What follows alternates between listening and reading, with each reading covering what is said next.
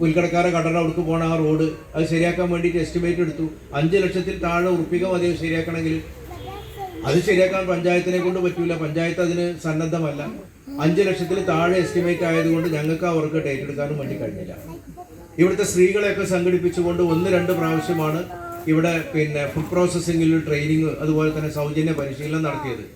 ആ സ്ത്രീകളെ എല്ലാവരെയും സംഘടിപ്പിച്ചുകൊണ്ട് അവർ യൂണിറ്റ് തുടങ്ങിയപ്പോൾ ബുഷ്റാന്റെ നേതൃത്വത്തിലും അതുപോലെ തന്നെ നമ്മുടെ കുട്ടികളൊക്കെ നല്ല രീതിയിൽ അവരുടെ ഉപജീവന മാർഗം പോലും അവർക്ക് മുന്നോട്ട് കൊണ്ടുപോകാവുന്ന രൂപത്തിലുള്ള 2 യൂണിറ്റുകളാണ് ഇവിടെ നടപ്പിലാക്കിയത്. ആ 2 യൂണിറ്റിനും പെരിന്തൽമണ്ണ ബ്ലോക്ക് പഞ്ചായത്തിന്റെ നേതൃത്വത്തിൽ ഞങ്ങൾ സബ്സിഡി കൊടുപ്പിച്ചു. അവർക്ക് കഴിയുന്ന രൂപത്തിൽ ഒരു യൂണിറ്റ് അവരുണ്ടാക്കി. ആ യൂണിറ്റിന്റെ വലിപ്പത്തിനും അതിന് പൈസ മുടക്കിയതിനും തോതിനനുസരിച്ചുള്ള സബ്സിഡിയും അവർക്ക് കൊടുക്കാൻ വേണ്ടി ഞങ്ങളെ കൊണ്ട് കഴിഞ്ഞു. അപ്പൊ ചെയ്യണം എന്നുണ്ടെങ്കിൽ പല വഴികളുമുണ്ട്, ചെയ്യണ്ട എന്നുണ്ടെങ്കിൽ അങ്ങനെ ആ ഓരോ മുട്ടാപ്പൂക്ക് നയം പറഞ്ഞിട്ട് അങ്ങനെ പതുക്കെ ഇതിന്നിങ്ങനെ മാറി നിന്നാൽ മതി.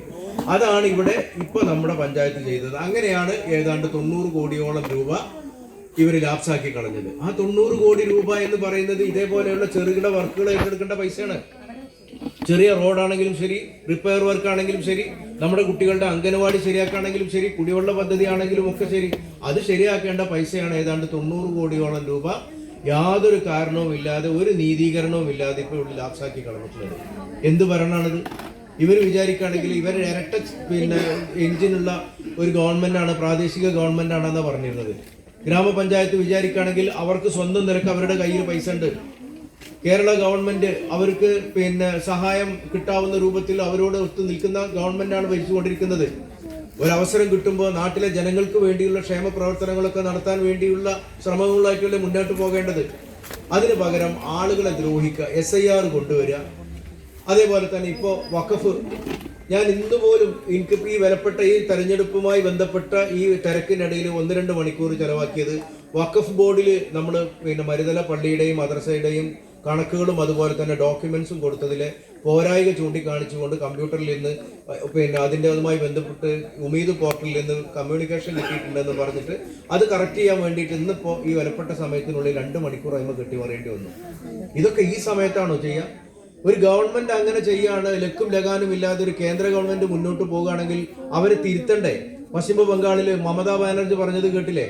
അജാതി വർത്താനം പറഞ്ഞിട്ടൊന്നും ഞങ്ങളെ പേടിപ്പിക്കണ്ട, വഖഫിന്റെ കാര്യത്തിലാണെങ്കിലും ശരി, അതുപോലെ തന്നെ SIRന്റെ കാര്യത്തിലാണെങ്കിലും ശരി, എന്ത് ചെയ്യണം എന്നുള്ളത് എന്റെ സംസ്ഥാനത്തിന് അറിയാം, അത് രീതിയിൽ അത് ചെയ്യും. അതുമായി ബന്ധപ്പെട്ട കാര്യങ്ങൾ കൂട്ടിക്കുഴക്കാൻ നിൽക്കരുത്, അതിന് സംസ്ഥാന ഗവൺമെന്റിന് വരട്ടാൻ വന്ന വിവരം അറിയും എന്നുള്ളത് ഒരു പെണ്ണായി കിടക്കുന്ന മമതാ ബാനർജി പശ്ചിമ ബംഗാളിൽ പറഞ്ഞു. അപ്പുറത്ത് തമിഴ്നാട് സ്റ്റാലിൻ അവിടുത്തെ മുഖ്യമന്ത്രി പറഞ്ഞു, കർണാടകയിൽ പറയുന്നു. ഇവിടുത്തെ മുഖ്യമന്ത്രിക്ക് മാത്രം ഒന്നും പറയാൻ പറ്റില്ല. കാരണം എന്താണെന്ന് വെച്ചാൽ BJPക്ക് തിരിവുള്ളക്കേടുണ്ടാകാൻ പാടില്ലല്ലോ, ഓനെ ബുദ്ധിമുട്ടിക്കാൻ പാടില്ലല്ലോ. ഓർക്ക് എന്തെങ്കിലും ഒരു അനിഷ്ടം വന്നിട്ട് ഏതെങ്കിലും രീതിയിൽ ഒരു കടലാസ് പോയാൽ അകത്താകാൻ പോണത് തന്തയും മക്കളുമാണ്. ആ തിരിച്ചറിവ് അവർക്ക് നല്ലോണം ഉണ്ട്.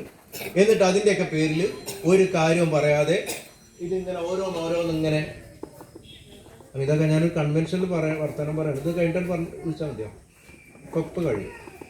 അപ്പൊ ഈ ഓരോ ന്യായം പറയാ, എന്നിട്ട് ഓരോന്ന് ഏറ്റെടുക്കുക, എന്നിട്ട് അത് നമ്മുടെ തലയിൽ വെച്ച് കെട്ടുക. ഈ തെരഞ്ഞെടുപ്പിന്റെ സമയത്ത് തന്നെ നമ്മൾ ഈ ഉമീദ് പോർട്ടലിലെ അത് തൽക്കാലം കേരളത്തിന്റെ ഈ സാഹചര്യങ്ങളൊക്കെ ഒന്ന് പറഞ്ഞൊന്ന് മാറ്റിത്തരണം എന്ന് പറഞ്ഞൂടെ? അതേപോലെ തന്നെ SIRന്റെ വിഷയം ഒന്ന് മാറ്റിത്തരണം എന്ന് പറഞ്ഞൂടെ? നടക്കൂല എന്നുള്ളത് വേറെ കാര്യം, ഒന്ന് പറഞ്ഞൂടെ? മുഖ്യമന്ത്രി എന്ന് പറയുന്നത് ചെറിയ സ്ഥാനം, ആ സ്ഥാനത്തിന്റെ മഹിമയും അതിന്റെ അധികാരവും അതിന്റെ പവറും ഉൾക്കൊണ്ടുകൊണ്ട് നെഞ്ചു നിവർത്തി പറയേണ്ട കാര്യങ്ങളൊന്ന് പറഞ്ഞൂടെ? അത് പറയാതെ ഇവർക്ക് ചൂട്ട് പിടിച്ചു കൊടുത്ത് ഇവരുടെ അജണ്ട വേഗം കേരളത്തിൽ നടപ്പാക്കി എങ്ങനെയെങ്കിലും ഒരു 10-15 സീറ്റെങ്കിലും അടുത്ത തെരഞ്ഞെടുപ്പിൽ BJPക്ക് ഉണ്ടാക്കി കൊടുക്കുക എന്നുള്ള ഒരു ലക്ഷ്യത്തിലേക്ക് മാത്രം ഒരു ഗവൺമെന്റ് ഒതുങ്ങിയതിന്റെ ദാരുണമായിട്ടുള്ള സങ്കടകരമായിട്ടുള്ള കാഴ്ചയിലാണ് ഇപ്പോൾ നമ്മൾ കണ്ടുകൊണ്ടിരിക്കുന്നത്. അതിന് തക്കതായിട്ടുള്ള ഒരു ഷോക്ക് നമ്മൾ ഈ തെരഞ്ഞെടുപ്പിൽ കൊടുക്കണം. അതാണ് ഞാൻ പറഞ്ഞത്. നമ്മളെ സംബന്ധിച്ചിടത്തോളം നമ്മുടെ വാർഡിലെ സ്ഥാനാർത്ഥി ജയിക്കണം, ബ്ലോക്ക് പഞ്ചായത്ത് സ്ഥാനാർത്ഥി ജയിക്കണം, നമ്മുടെ ജില്ലാ പഞ്ചായത്ത് സ്ഥാനാർത്ഥി ജയിക്കണം. ഈ വികസന മുരടിപ്പ് കേരളത്തിൽ നിന്ന് പാടെ തൂത്തെറിയണം എന്നുണ്ടെങ്കിൽ ഇപ്പൊ വിലക്കയറ്റൊന്നും ആരും ഒന്നും പറയുന്നില്ലല്ലോ. വിലക്കയറ്റം മറ്റേത് ഇങ്ങനെ ഒരു തെരഞ്ഞെടുപ്പ് വരുമ്പോൾ, പഞ്ചായത്ത് തെരഞ്ഞെടുപ്പാണെങ്കിലും അസംബ്ലി തെരഞ്ഞെടുപ്പ് വരികയാണെങ്കിലും നാടായ നാട് മുഴുവൻ പൊതുയോഗങ്ങളായിരിക്കും. വിലക്കയറ്റത്തെക്കുറിച്ചും അതുപോലെ തന്നെ ക്രമസമാധാന തകർച്ചയെക്കുറിച്ചും ഒക്കെ എന്തൊക്കെ പറയാനുണ്ടാവും. ആരെങ്കിലും അതിനെക്കുറിച്ചൊക്കെ വല്ലതും പറയുന്നുണ്ടോ? നാട്ടിൽ അതൊന്നും ഇല്ലാഞ്ഞിട്ടല്ലല്ലോ. ഇവിടുത്തെ ക്രമസമാധാന നില അത്ര ഭദ്രമാണോ? നമ്മൾ എവിടെ പറഞ്ഞാലും ഈ വക കാര്യങ്ങളാണ്, ഈ നിലനിൽപ്പിനെ ബാധിക്കുന്ന പ്രശ്നങ്ങളാണ് എവിടെയും ചർച്ച ചെയ്യപ്പെടുന്നത്. ഏത് പ്രാസംഗികരാണെങ്കിലും ഏത് ക്ലാസ് എടുക്കുന്നവരാണെങ്കിലും എല്ലാവരും പറയുന്നത് അവരവരുടെ നിലനിൽപ്പുമായി ബന്ധപ്പെട്ട, അതിൽ ഹിന്ദു ഒഴിവില്ല, മുസ്ലിം ഒഴിവില്ല, ആരും ഒഴിവില്ല. കാരണം ഇവരെ സംബന്ധിച്ചിടത്തോളം അങ്ങനെ ഒരു മതവും അതുപോലെ തന്നെ മറ്റുള്ള കാര്യങ്ങളും കാഴ്ചപ്പാടും ഇല്ലാത്തത് കൊണ്ട് ആരും ഏത് സമയത്തിലും എന്ത് അപകടത്തിലേക്കും പോകും. അയ്യപ്പന്റെ വിഗ്രഹം കട്ടുകൊണ്ടുപോകണം എന്നുണ്ടെങ്കിൽ അങ്ങനെ ഹൈന്ദവരോടോ ഹൈന്ദവ വിശ്വാസികളോടോ ഏതെങ്കിലും തരത്തിലൊരു താല്പര്യമുണ്ടെങ്കിൽ അങ്ങനത്തെ ഒരു പാതകത്തിന് ഏതെങ്കിലും ഒരു ഗവൺമെന്റോ അതിന് നേതൃത്വം കൊടുക്കുന്നവരോ മുൻ MLA മുതിരോ. അപ്പൊ ഇവരെ സംബന്ധിച്ചിടത്തോളം ആരായാലും അതാണ് ഇപ്പൊ ഇവിടെ പറഞ്ഞത്, ആഷിമാഷ് പറഞ്ഞത് ഇവിടെ അവിടേക്ക് പിന്നെ സ്ത്രീകളെ കയറ്റാൻ വേണ്ടി അതുപോലെ തന്നെ അവിശ്വാസികളെ കയറ്റാൻ വേണ്ടിയുള്ള ശ്രമങ്ങളൊക്കെ നടത്തി. അപ്പൊ ഇവർക്ക് ഹിന്ദു ആണെങ്കിലും പ്രശ്നമില്ല, മുസ്ലിം ആണെങ്കിലും പ്രശ്നമില്ല. ഈ സമൂഹം ആകെ കൂടി ഒന്ന് ഛിന്ന ഭിന്നമായി ചെതറിക്കിടക്കുമ്പോൾ മാത്രമേ ഇവരുടെ അജണ്ട നടപ്പിലാക്കാൻ പറ്റൂ എന്നുള്ള മിനിമം പ്രോഗ്രാമിൽ ഒതുങ്ങി നിന്നുകൊണ്ടുള്ള ഭരണമാണ് ഇപ്പൊ നടന്നുകൊണ്ടിരിക്കുന്നത്. ഒറ്റ കാര്യം കൂടി പറഞ്ഞ് ഞാൻ അവസാനിപ്പിക്കുകയാണ്. കുടിവെള്ള പ്രശ്നം.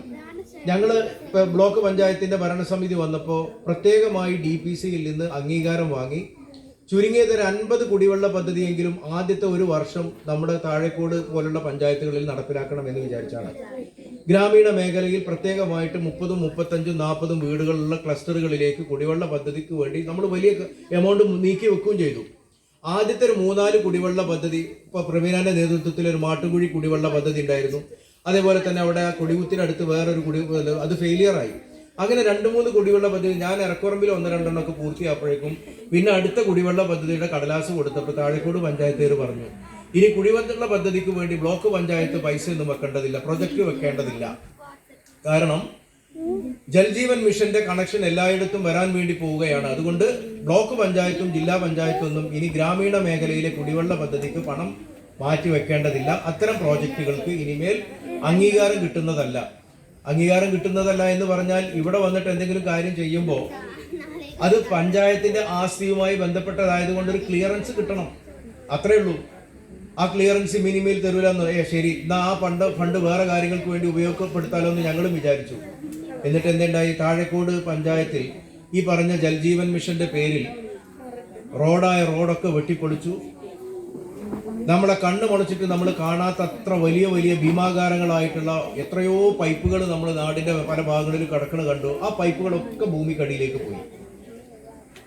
റോഡുകൾ വെട്ടിപ്പൊളിച്ച് താറുമാറായി കിടക്കുന്നത് അതേപോലെ ഇപ്പോഴും കിടക്കുകയാണ്. ആ പൈപ്പുകളൊക്കെ അതിന്റെ അടിയിലേക്ക് പോയി എന്നതൊഴിച്ചാൽ ഏതെങ്കിലും ഈ താഴേക്കോട് പഞ്ചായത്തിന്റെ ഏതെങ്കിലും ഒരു കോണിൽ പറയുമ്പോൾ വെട്ടിച്ചുരുക്ക് എന്ന് പറയുന്നത് ഇത്ര അടുത്തല്ലേ? ആ വെട്ടിച്ചുരുക്ക് പദ്ധതിയിൽ നിന്ന് എത്രയോ വർഷങ്ങൾക്ക് മുമ്പ് ഈ താഴേക്കോട്ട് കൂടി നമ്മൾ അല്ലേ വെള്ളം കൊടുത്തിരുന്നില്ലേ? നിങ്ങൾക്ക് ഓർമ്മല്ലേ? നമ്മൾ എത്രയോ കാലങ്ങളായിട്ട് അവിടെ ആ വെള്ളമൊക്കെ നിന്നു. ഇപ്പോൾ വെട്ടിച്ചുരുക്ക് പദ്ധതിയിൽ നിന്ന് ഒരു തുള്ളി വെള്ളം എവിടെയും കിട്ടുന്നില്ല. ജൽജീവൻ മിഷന്റെ ടാങ്കും മറ്റു കാര്യങ്ങളും ഒന്നും പൂർത്തിയാക്കിയിട്ടില്ല. എന്നിട്ട് എവിടെയെങ്കിലും കൊണ്ടുപോയിട്ട് വല്ല JCB വല്ലതൊക്കെ ഉണ്ടെങ്കിൽ അത് മണ്ണ് മാന്ത്രിയുടെ വല്ല ഫോട്ടോ എടുത്തിട്ട് അത് വാട്സപ്പിൽ ഇട്ടിട്ട് അങ്ങനെയാണ് എങ്ങനെയാണെന്നൊക്കെ പറഞ്ഞ് അവകാശം പറഞ്ഞ് മേനി നടിച്ച് നടക്കാന്നല്ലാതെ നമ്മുടെ റോഡുകളൊക്കെ താറുമാറായി. കിലോമീറ്ററുകളോളം റോഡുകളാണ് താഴേക്കോട് പഞ്ചായത്തിൽ റിപ്പയർ ചെയ്യാതെ താറുമാറായി തരിപ്പണമായിട്ട് കിടക്കുന്നത്. 1 കിലോമീറ്റർ റോഡ് ശരിയാക്കണമെങ്കിൽ അതിനുള്ള പൈസ ഈ ജൽജീവൻ മിഷന്റെ പൈസയിലുണ്ട്. 100 രൂപ ജൽജീവൻ മിഷന്റെ ഇതിനു വേണ്ടി ഉപയോഗപ്പെടുത്തുകയാണെങ്കിൽ 15 രൂപ അതിനു വേണ്ടി വെട്ടിപ്പൊളിച്ച റോഡുകൾ പുനഃസ്ഥാപിക്കാൻ വേണ്ടി ഉപയോഗപ്പെടുത്താനാണ്.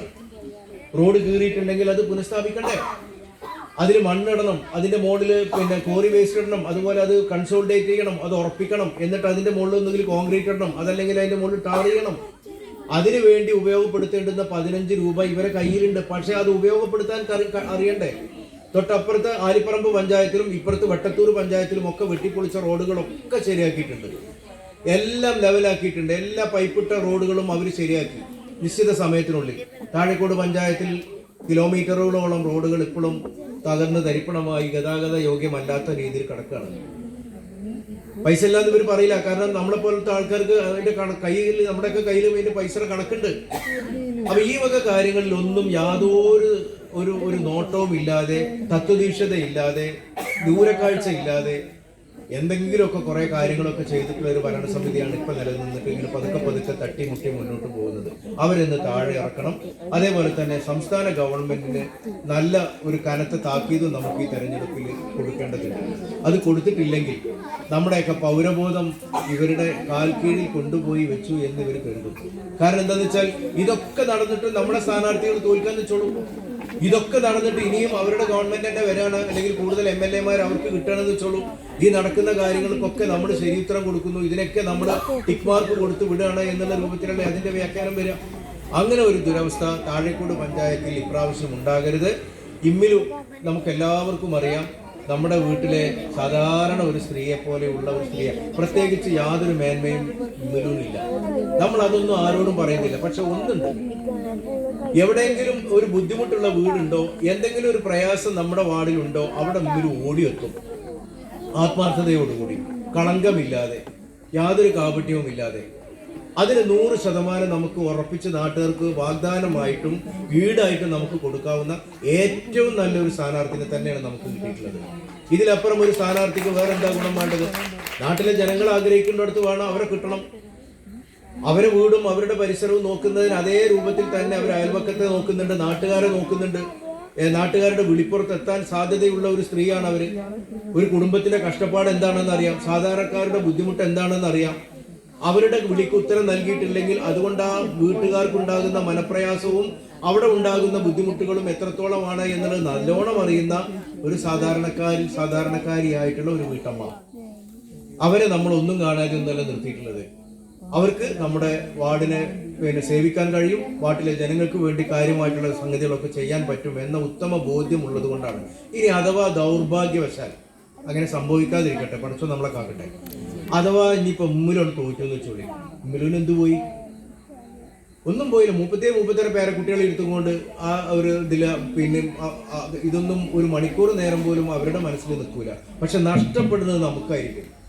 ഇവിടെ ഇങ്ങനെ ഒരു അവസരം കിട്ടിയിട്ട്, ഇതുപോലെ ഒരു നല്ല സ്ഥാനാർത്ഥിയെ കിട്ടിയിട്ട്, ഇതുപോലെ ഒരു അനുകൂലമായിട്ടുള്ള രാഷ്ട്രീയ കാലാവസ്ഥ കിട്ടിയിട്ട്, ഇതുപോലെ ഒന്നിനും കൊള്ളാത്ത ഒരു പ്രാദേശിക സർക്കാർ എന്നുള്ള നിലയ്ക്ക് ഒരു ഭരണസമിതിയെ കിട്ടിയിട്ട് അവരെ പിടിച്ച് താഴെ ഇറക്കാനുള്ള ഒരു അവസരം നമ്മൾ ഉപയോഗപ്പെടുത്തിയിട്ടില്ലെങ്കിൽ നഷ്ടപ്പെടാനുള്ളത് നമുക്കാണ്, എന്നെ പോലെയുള്ള നമ്മളെ പോലെയുള്ള ആൾക്കാർക്കാണ്. അപ്പൊ അതുകൊണ്ട് നാട്ടിലെ ജനങ്ങളുടെ വികാരത്തിനൊപ്പം നിന്നുകൊണ്ട് ഒറ്റ വോട്ടിന്റെ ചതിയിൽ പെടാതെ മുഴുവൻ വോട്ടും ഇമ്മിലുവിന്റെ ആദ്യം ഉറപ്പിക്കണം, പ്രവീണ ഹബീബിന്റെ രണ്ടാമത് ഉറപ്പിക്കണം, അതേപോലെ തന്നെ നമ്മുടെ ജില്ലാ പഞ്ചായത്ത് സാജിദ ടീച്ചർക്കുള്ള വോട്ടുകളും ഉറപ്പിച്ചുകൊണ്ട് ആത്മാർത്ഥതയോടുകൂടി ഇനിയുള്ള 2-3 ദിവസം എല്ലാവരും കർമ്മരംഗത്ത് ഇറങ്ങണം. ഈ ചതിക്കുഴികളെ കുറിച്ച് ഇനി നമ്മൾ ബോധവാന്മാരായിട്ടില്ലെങ്കിൽ വളരെ വലിയ വിപത്തിലേക്കാണ് നമ്മുടെ മക്കളും സമൂഹമൊക്കെ പോകുന്നത് എന്ന തിരിച്ചറിവോടുകൂടി, ഇത് വെറും ഒരു മാർക്സിസ്റ്റ് സർക്കാരല്ല, ഇതങ്ങനെ നിങ്ങൾ കാണണ്ട. LDFന്റെ ഒരു സർക്കാർ എന്നുള്ള നിലയ്ക്ക് ഈ സർക്കാരിനെ കാണേണ്ടതില്ല. ഇത് കള്ളന്മാരും കൊള്ളിവെപ്പും അതുപോലെ തന്നെ മുച്ചൂട്ടും അഴിമതിയും മാത്രം ലക്ഷ്യം വെച്ച് നടക്കുന്ന കുറെ ആൾക്കാർ, ഒപ്പം ഒരുപാട് വർഗീയതയും. ആ വർഗീയതയ്ക്ക് ചൂട്ടുപിടിച്ചു കൊടുക്കുക, BJPയെ സഹായിക്കുക എന്നുള്ള ലക്ഷ്യവുമായിട്ട് നടക്കുന്ന കുറച്ച് ഉന്നത ഉദ്യോഗസ്ഥന്മാരും അവരുടെ തേർവാഴ്ചയാണ് ഇപ്പൊ കേരളം കണ്ടുകൊണ്ടിരിക്കുന്നത്. അവർക്കൊക്കെ കനത്ത താക്കീത് നൽകുന്ന രൂപത്തിലായിരിക്കണം നമ്മുടെ തെരഞ്ഞെടുപ്പിന്റെ വിധി എന്നുള്ളത് മനസ്സിലാക്കി എല്ലാവരും നമ്മുടെ സ്ഥാനാർത്ഥികൾക്ക് വേണ്ടി പ്രാർത്ഥിക്കാനും പ്രവർത്തിക്കാനും മുന്നോട്ട് വരണം എന്ന് മാത്രം പറഞ്ഞുകൊണ്ട് ഞാൻ എന്റെ ചുരുങ്ങിയ വാക്കുകൾ അവസാനിപ്പിക്കുന്നു. നിങ്ങൾക്ക് നന്ദി. അസ്സലാമു അലൈക്കും. ജയ് UDF.